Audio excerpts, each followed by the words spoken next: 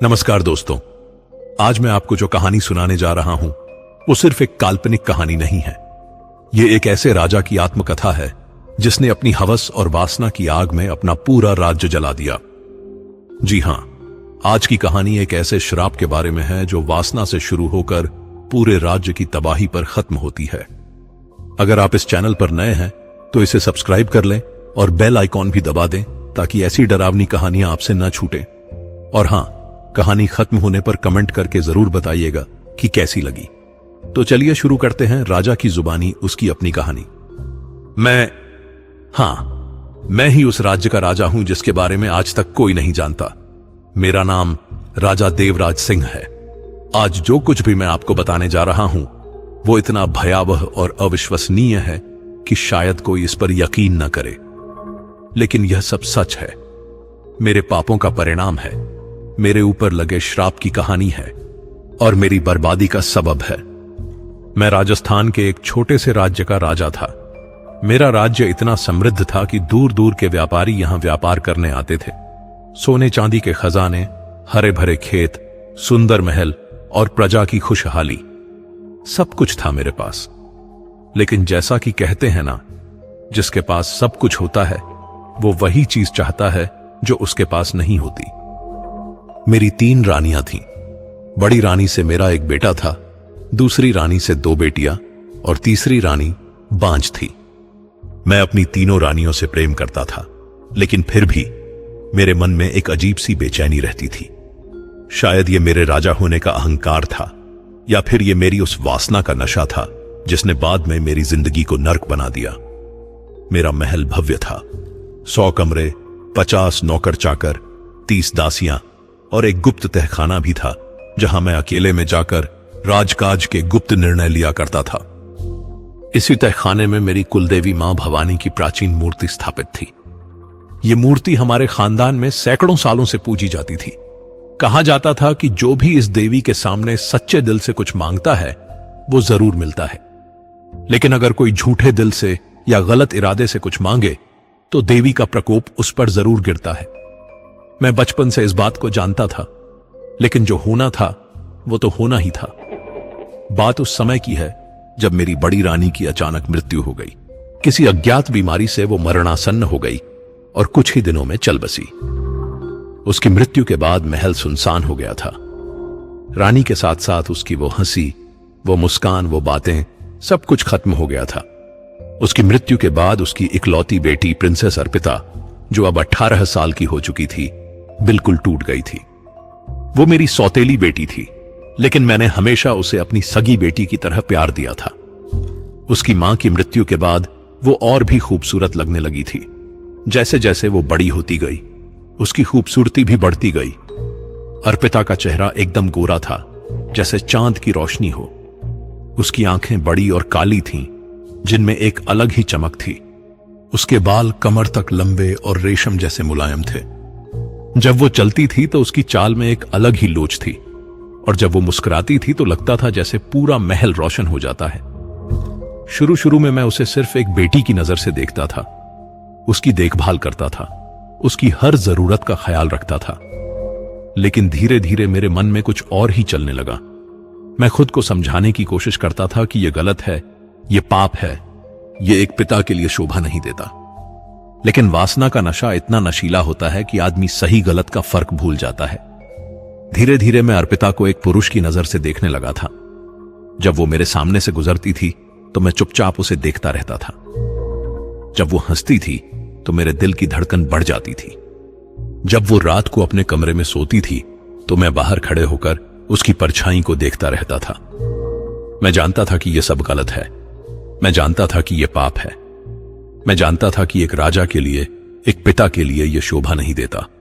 लेकिन वासना की आग इतनी तेज थी कि मैं अपने आप को रोक नहीं पा रहा था। रातों को मैं अपने बिस्तर पर लेटकर सिर्फ उसी के बारे में सोचता रहता था। उसकी खूबसूरती, उसकी मुस्कान, उसकी आवाज, सब कुछ मेरे दिमाग में घूमता रहता था। मैं अपनी दूसरी रानियों के पास जाता था, लेकिन वहां भी मुझे सिर्फ अर्पिता की शक्ल ही नजर आती थी। मैंने कई बार खुद को समझाने की कोशिश की। मैंने कई संतों और पंडितों से सलाह ली। मैंने व्रत और पूजा पाठ भी किए, लेकिन कुछ भी काम नहीं आया। वासना का यह जहर मेरे खून में इतना घुल गया था कि अब इसका कोई इलाज नहीं बचा था। और फिर एक दिन वो काली रात आ गई जिसने मेरी जिंदगी को हमेशा के लिए बदल दिया। वो अमावस्या की रात थी। चारों तरफ अंधकार था और महल में सिर्फ दियों की टिमटिमाती रोशनी थी। उस रात मैंने एक ऐसा फैसला लिया जिसकी सजा मैं आज भी भुगत रहा हूं। मैं अपने तहखाने में गया। वहां मेरी कुलदेवी की मूर्ति के सामने खड़े होकर मैंने एक ऐसी मन्नत मांगी जिसने मेरे पूरे राज्य को नर्क बना दिया। उस अमावस्या की रात जब पूरा आकाश काले बादलों से ढका हुआ था और हवा में एक अजीब सी बेचैनी थी, मैं तहखाने के अंदर गया। मेरे हाथ कांप रहे थे, दिल जोर जोर से धड़क रहा था और मन में एक ही ख्याल था, अर्पिता को पाना है, चाहे जो भी हो जाए। तहखाना एकदम शांत था। सिर्फ दियों की रोशनी में देवी मां की मूर्ति दिख रही थी। मां भवानी की वो मूर्ति सैकड़ों साल पुरानी थी। उसकी आंखें इतनी जीवंत लगती थीं कि लगता था जैसे वो मुझे देख रही हों। मैंने कई बार सुना था कि जो भी इस देवी के सामने सच्चे दिल से मांगता है उसकी मुराद जरूर पूरी होती है। लेकिन मैं भूल गया था कि सच्चे दिल से मांगने का मतलब होता है पवित्र दिल से, न कि वासना से भरे गंदे मन से। मैं देवी की मूर्ति के सामने घुटनों के बल बैठ गया। मेरे हाथ कांप रहे थे जब मैंने दिया देवी के सामने रखा। मैंने आंखें बंद की और मन ही मन कहा, हे मां, मैं जानता हूं कि मैं जो मांगने जा रहा हूं वो गलत है, लेकिन मैं इस वासना की आग में जल रहा हूं। मुझे अर्पिता चाहिए। वो मेरी सौतेली बेटी है, लेकिन अब मैं उसे एक पुरुष की नजर से चाहता हूं। कृपया करके मेरी यह मन्नत पूरी कर दो। जैसे ही मैंने ये बोला, अचानक तहखाने में एक तेज हवा चली। सारे दिए बुझने लगे और एक एक करके सब अंधकार में डूब गया। लेकिन देवी की मूर्ति की आंखें अचानक से रक्तवर्ण हो गईं। एक डरावनी आवाज तहखाने में गूंजी, अरे पापी राजा, तूने इस पवित्र स्थान को अपनी गंदी वासना से कलंकित कर दिया। तू यहां आकर अपनी ही बेटी को पाने की गंदी ख्वाहिश कर रहा है। मैं डर से कांपने लगा। मेरी आवाज गले में फंस गई और मैं कुछ भी बोल नहीं पा रहा था। देवी की आवाज फिर से गूंजी, तेरी यह गंदी इच्छा कभी पूरी नहीं होगी राजा, लेकिन तेरी इस वासना की सजा जरूर मिलेगी। तेरी यह प्यास कभी शांत नहीं होगी। तेरे राज्य की हर स्त्री अब तेरी वासना की परछाई बनेगी। वे सब रक्त पिपासु पिशाचिनी बन जाएंगी। वे हर पुरुष को अपने काम की आग में जलाकर उसका खून पी जाएंगी और तू सिर्फ देखता रहेगा। तेरे राज्य में अब सिर्फ औरतों का राज होगा और वे औरतें होंगी रक्त पिशाचिनी। नहीं देवी मां, कृपया यह श्राप वापस ले लें। मैं चिल्लाकर देवी के चरणों में गिर पड़ा। मैंने देवी की मूर्ति को पकड़ने की कोशिश की, लेकिन मेरे हाथ उससे गुजर गए जैसे वो हवा हो। नहीं राजा, अब तेरा राज्य तेरे ही पाप की आग में जलेगा। तेरी वासना ने जो बीज बोया है, अब उसके फल भी तुझे ही खाने पड़ेंगे। और सुन ले, यह श्राप तभी टूटेगा जब तू खुद अपनी जान देकर अपने पाप का प्रायश्चित करेगा। इतना कहकर देवी की आवाज खत्म हो गई। मूर्ति की आंखें फिर से सामान्य हो गईं और दिए अपने आप जल उठे।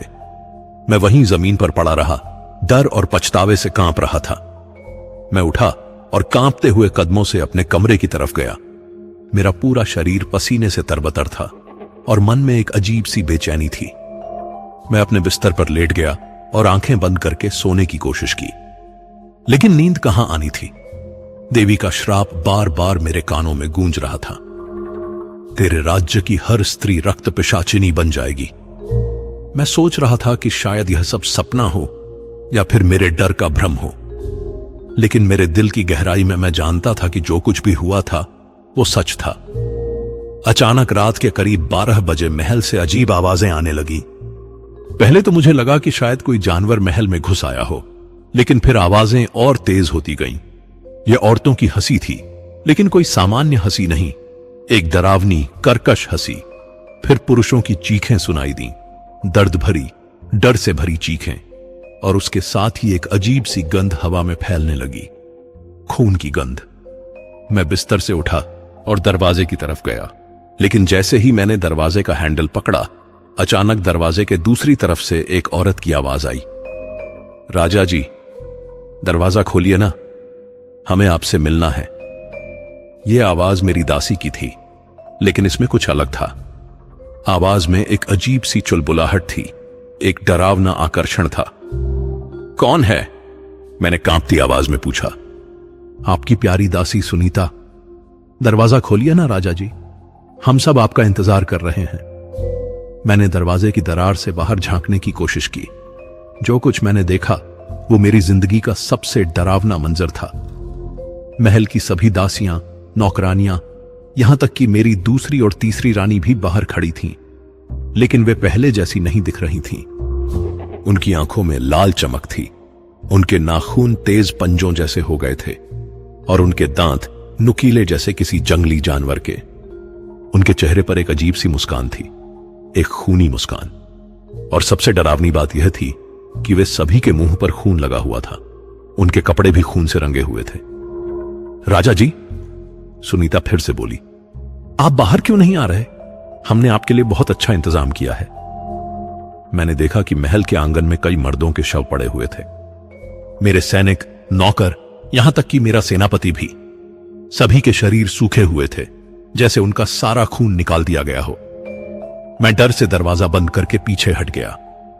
मेरे हाथ पैर कांप रहे थे और सांस फूलने लगी थी। देवी मां का श्राप सच हो गया। मैं बुदबुदाया। बाहर से औरतों की हंसी और तेज होती जा रही थी। वे दरवाजे पर दस्तक दे रही थी।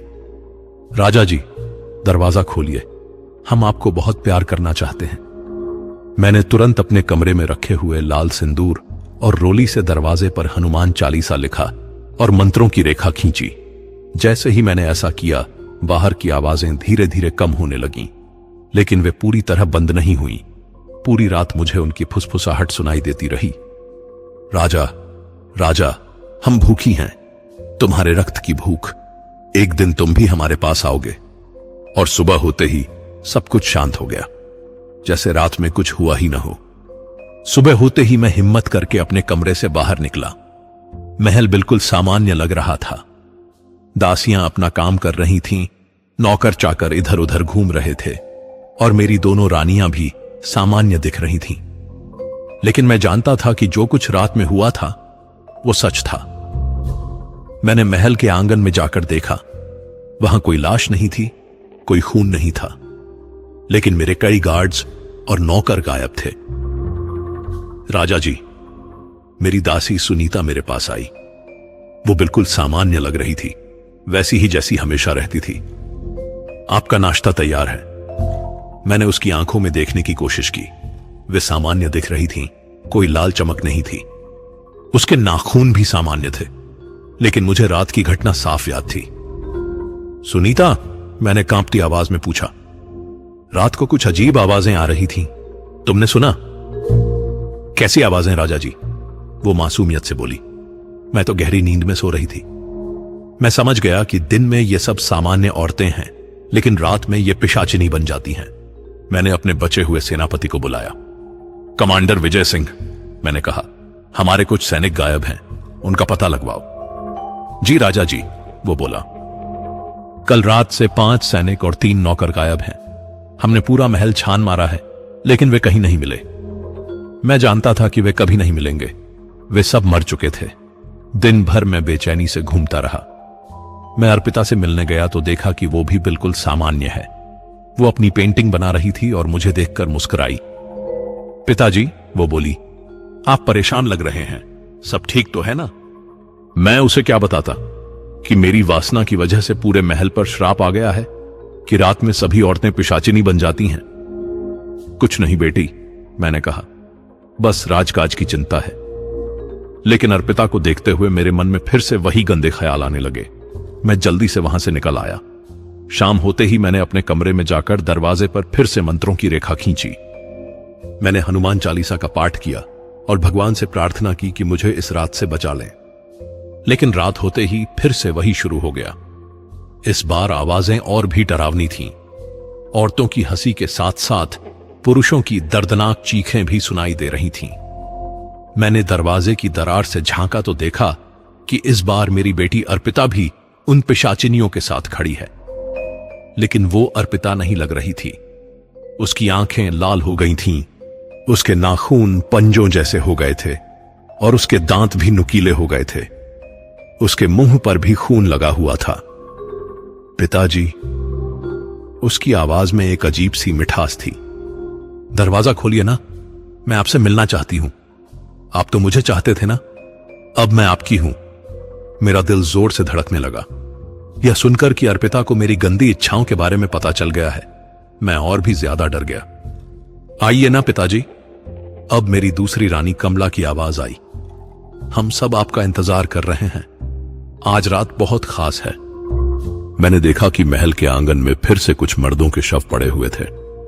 इस बार मेरे कुछ मंत्री और दरबारी भी मारे गए थे। उनके शरीर बिल्कुल सूखे हुए थे, जैसे किसी ने उनका सारा रस चूस लिया हो। राजा, अब एक और आवाज आई। यह मेरी तीसरी रानी सुशीला की थी। आप कब तक छुपते रहेंगे? एक ना एक दिन तो आपको बाहर आना ही होगा। पूरी रात यह सिलसिला चलता रहा। वे मेरे दरवाजे पर दस्तक देती रहीं, मुझे बुलाती रहीं, और उनकी डरावनी हंसी गूंजती रही। मैं कोने में दुबक कर बैठा रहा और भगवान से प्रार्थना करता रहा। सुबह होते ही फिर सब शांत हो गया। यह सिलसिला रोज चलने लगा। दिन में सब सामान्य, रात में सब पिशाचिनी। हर रात कुछ न कुछ पुरुष गायब हो जाते। महल में पुरुषों की संख्या लगातार कम होती जा रही थी। एक हफ्ते बाद मैंने अपने बचे हुए मंत्रियों की एक बैठक बुलाई। राजा जी, मंत्री गोविंद बोला, पिछले एक हफ्ते से हमारे महल के कई लोग गायब हो रहे हैं। यह बहुत चिंता की बात है।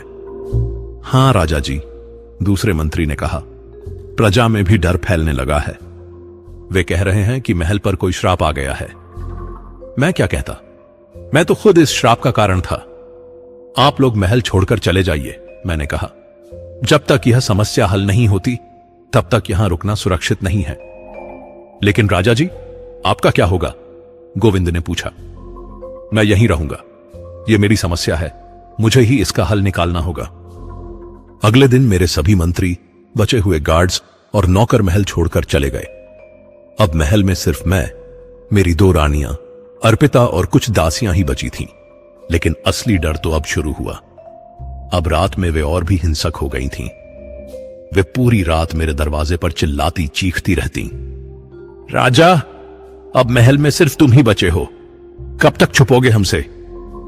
हमें भूख लगी है राजा, तुम्हारे खून की भूख। एक रात हमारे साथ बिताओ ना, फिर हम तुम्हें आराम से मरने देंगे। उनकी आवाजें इतनी डरावनी थीं कि मैं कांपता रहता था। लेकिन सबसे ज्यादा दर्द मुझे अर्पिता की आवाज सुनकर होता था। पिताजी, आप मुझसे प्यार करते थे ना, तो अब क्यों डर रहे हैं? आइए ना, मैं आपको बहुत खुश कर दूंगी। यह सुनकर मेरा दिल टूट जाता था। मेरी वासना की वजह से मेरी प्यारी बेटी भी एक खूनी पिशाचिनी बन गई थी। एक महीना बीतने के बाद मेरी हालत और भी खराब हो गई थी। दिन में भी अब मुझे डर लगने लगा था। मैं अपने कमरे से बाहर निकलने से घबराता था। दिन में जब मैं अर्पिता और अपनी रानियों को देखता था तो वे सामान्य लगती थीं, लेकिन उनकी आंखों में कभी कभी एक अजीब सी चमक दिखाई देती थी। मुझे लगता था कि वे मुझे देखकर मुस्कुरा रही हैं, जैसे वे जानती हूं कि रात होते ही मैं उनका शिकार बन जाऊंगा। पिताजी, एक दिन अर्पिता मेरे पास आई। आप दिन ब दिन कमजोर होते जा रहे हैं, कुछ खाते पीते क्यों नहीं? मैंने उसकी तरफ देखा। उसका चेहरा चिंता से भरा था, लेकिन उसकी आंखों में कहीं गहरी में एक अजीब सी चमक थी। मैं ठीक हूं बेटी, मैंने कहा। नहीं पिताजी, आप ठीक नहीं हैं। आप रोज रात को अपने कमरे में बंद रहते हैं, बाहर क्यों नहीं आते? मैं क्या कहता कि रात में तुम सब पिशाचिनी बन जाती हो? बस नींद नहीं आती, इसलिए पूजा पाठ करता रहता हूं। अर्पिता मुस्कुराई, लेकिन वो मुस्कान मुझे डरावनी लगी। अच्छा पिताजी, वो बोली और चली गई। उस रात फिर से वही हुआ, लेकिन इस बार वे और भी आक्रामक थीं। राजा, अर्पिता चीखी, अब हमारा धैर्य खत्म हो रहा है। तुम कब तक छुपते रहोगे? हां राजा जी, सुशीला की आवाज आई। अब महल में कोई पुरुष बचा ही नहीं है, सिर्फ तुम हो। हमारी भूख कैसे शांत होगी? मैंने सुना कि वे दरवाजे पर जोर जोर से दस्तक दे रही हैं। मंत्रों की रेखा की वजह से वे अंदर नहीं आ सकती थीं, लेकिन उनकी आवाजें मेरे दिमाग में घुसी जा रही थीं। सुनो राजा, कमला की आवाज आई। हमारे पास एक प्रस्ताव है। तुम एक रात हमारे साथ बिताओ। हम तुम्हें बहुत खुशी देंगे और फिर तुम्हें आराम से मार देंगे। तुम्हें ज्यादा तकलीफ नहीं होगी। हां पिताजी, अर्पिता की मीठी आवाज आई। आप तो मुझे चाहते थे ना, अब मैं आपकी हूं। आइए ना एक बार। इन बातों को सुनकर मेरा दिल जोर से धड़कने लगा। मैं जानता था कि यह सब मेरे पाप का फल है, लेकिन मैं अभी भी मरना नहीं चाहता था। सुबह होने का इंतजार करते हुए मैं भगवान से प्रार्थना करता रहा, हे भगवान, मुझसे बड़ा पाप हुआ है, लेकिन कृपया करके मुझे इस श्राप से मुक्ति दिलाएं। लेकिन मुझे पता था कि भगवान तभी मदद करते हैं जब आदमी सच्चे दिल से पछताता है, और मैं अभी भी अर्पिता के बारे में गंदे ख्याल रखता था। अगली सुबह जब मैं बाहर निकला तो देखा कि अर्पिता बगीचे में टहल रही है। वो बहुत खुश लग रही थी। पिताजी, वो मेरी तरफ दौड़कर आई। आज मेरा मूड बहुत अच्छा है। क्यों? मैंने पूछा। बस यूं ही, वो मुस्कुराई। लगता है आज कुछ अच्छा होने वाला है। उसकी बात सुनकर मुझे डर लगा। क्या वो कोई योजना बना रही है? दिन भर मैं बेचैनी में रहा। मुझे लग रहा था कि आज रात कुछ अलग होगा, और वाकई में ऐसा ही हुआ। उस रात जब मैंने अपने कमरे में मंत्रों की रेखा खींची और दरवाजा बंद किया तो कुछ देर बाद बाहर से अजीब आवाजें आने लगीं। लेकिन यह आवाजें पहले जैसी नहीं थीं। यह कोई जादुई मंत्र जैसा लग रहा था। मैंने दरवाजे की दरार से झांका तो देखा कि सभी पिशाचिनी एक गोल घेरे में खड़ी हैं और कुछ अजीब सा मंत्र पढ़ रही हैं। उनके बीच में खून से कुछ निशान बनाए गए थे। अचानक मुझे महसूस हुआ कि मेरे कमरे में खींची गई मंत्रों की रेखा धीरे धीरे मिटती जा रही है। नहीं! मैं चीखा और तुरंत फिर से रेखा खींचने की कोशिश की, लेकिन अब वो काम नहीं कर रही थी।